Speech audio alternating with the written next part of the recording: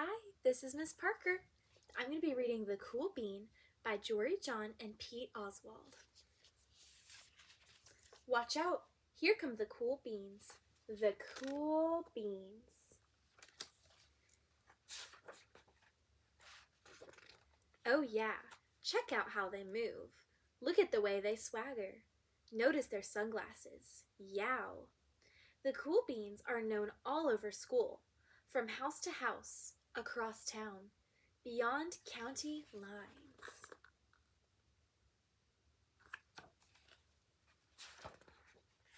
In the olden days, last year, we were all one big pot of beans. We were a mixed bag, but somehow it worked. Yup, those were the good old days. And then we stopped seeing each other as much. That's just how it is sometimes. You spend less time together, even though you're not totally sure why.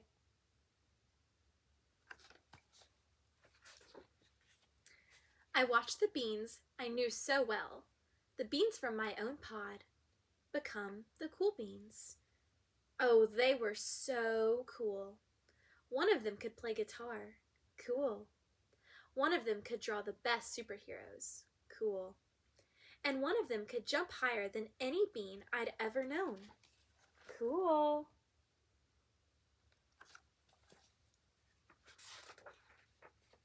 Me? Well, I mostly stayed the same. Sure, I made some small changes. I wore sunglasses that were too big. I slicked my hair back. It was too slick. I strutted around. Ow. I swaggered. Oof.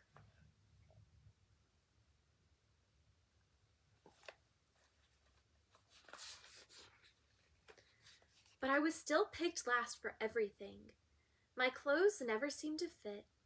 I snorted when I laughed. I walked into stuff. I was an uncool bean, for sure. I started thinking of myself as just a common bean with no special skills. I couldn't compete, so I didn't even try. I would never be a cool bean.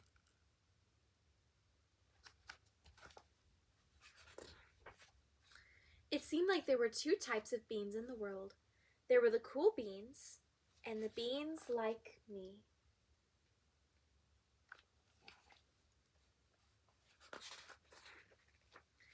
The days all blended together. I lived my life and things were just okay.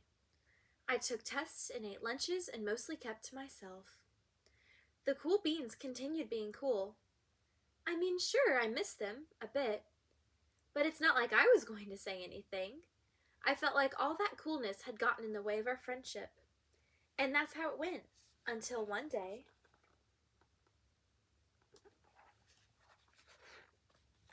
I was in the cafeteria. I dropped my lunch on my loafers. But then something sort of miraculous happened. Out of nowhere, one of the cool beans helped me clean it up. He didn't even say anything. He just gave me a nod. That was it. Later, I was out on the playground. I tripped and scraped my knee and maybe cried a little bit, and everybody saw it. Another one of the cool beans came to my side and without a word dusted me off.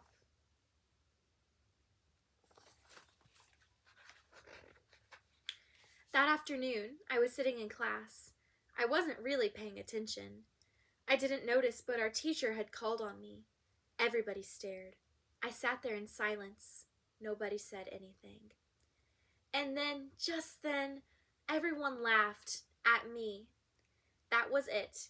After today, I was officially a has-been.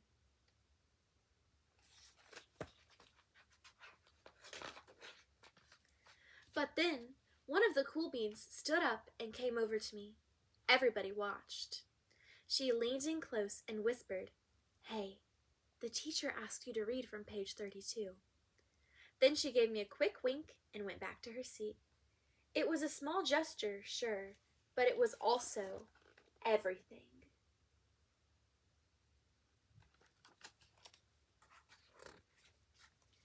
I walked home with a goofy smile on my face. I smiled all the way through dinner. That day made all the difference. It was a day that could have been really bad, if not for the kindness of a few cool beans. It gave me a shred of confidence That shred of confidence has continued to grow.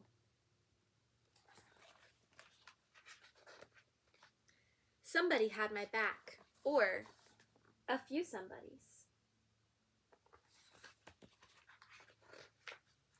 After that, I started hanging out with the cool beans again. How have you been? Get it? How have you been? But not all the time, but sometimes. At lunch, after school, even on the weekends.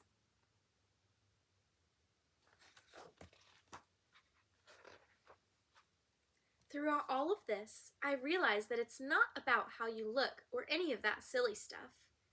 It's about a wink or a nod or a smile at just the right moment. It's about dusting somebody off, helping them up again, and pointing them in the right direction.